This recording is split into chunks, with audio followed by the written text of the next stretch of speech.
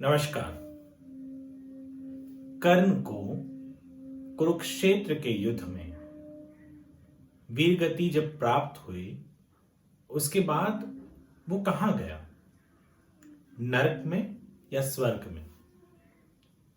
बहुत सी कहानियां हैं जो कहती है कि कर्ण सीधे के सीधे स्वर्ग में अर्थात वैकुंठ धाम में गया और विष्णु के पास उसे स्थान मिला।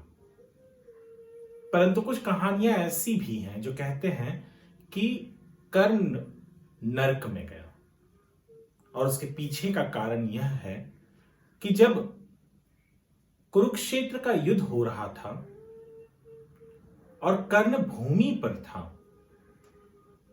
तब कृष्ण उसके पास गए और कृष्ण ने कहा कि हे दानवीर कर्ण, तुम मुझे अपनी सारी की सारी पुण्य दे दो। कृष्ण उस वक्त एक ब्राह्मण के रूप में गए थे और कर्ण से उन्होंने उसका पुण्य मांगा था जो उसने पूरी जिंदगी में कमाई थी। कहा जाता है कि उन पुण्यों के वजह से ही अर्जुन कर्ण को मार नहीं पा रहा था, वध नहीं कर पा रहा था, क्योंकि वह पुण्य एक कवच बनकर उसकी रक्षा कर रहे थे। तब कृष्ण ने कर्ण से उसके पुण्य मांग लिए, जो कर्ण एक दानवीर होने के नाते उसने कृष्ण जो एक ब्राह्मण के रूप में थे उस वक्त उन्हें दे दिया। जब कृष्ण वापस लौटे और अर्जुन ने जब बाण चलाया, उससे कर्ण की मृत्यु हो गई। परंतु क्योंकि अब कर्ण के पास पुण्य थे ही नहीं, क्योंकि उसने दान दे दिया था सब कुछ कृष्ण को, तो उसे स्वर्ग नहीं मिला, नरक मिला, और वो नरक में रहा।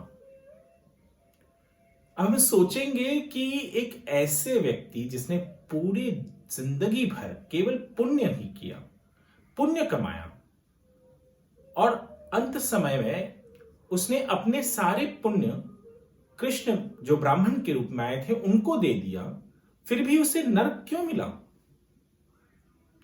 कृष्ण हम सबको एक सीख देना चाहते थे। वह सीख यह है कि आप पूरी जिंदगी अच्छा करो, आप पूरी जिंदगी धर्म के साथ रहो, परंतु वो सब का सब धरा रह जाएगा यदि आप अधर्म का साथ दोगे तो।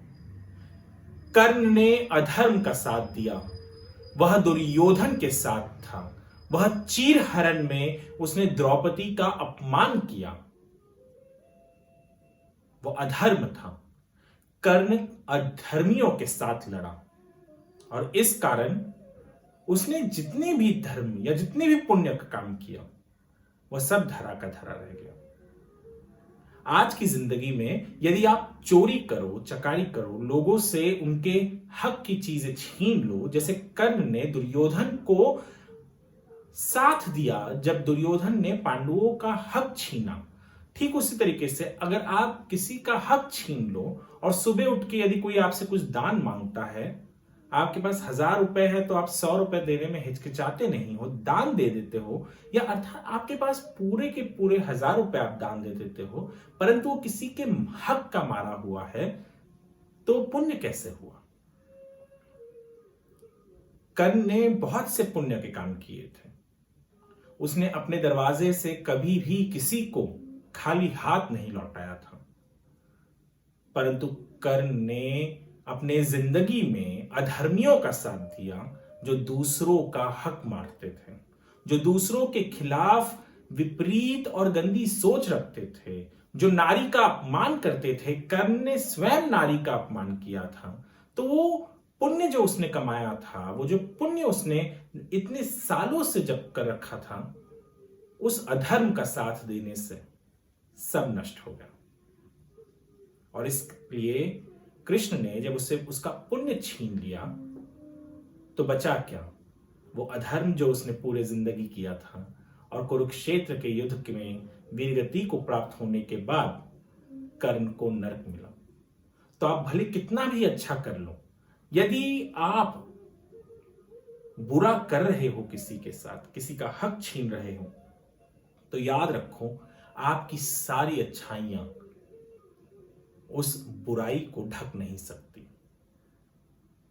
जैसे कर्ण के साथ हुआ, वैसे अगर चाहते हैं कि हमारे साथ न हो तो कोई भी काम करने से पहले या किसी के भी विरोध में कुछ करने से पहले 1000 बार सोचें। किसी को नुकसान न पहुंचाएं, किसी का बुरा ना करें, किसी का हक न छीनें। धन्यवाद।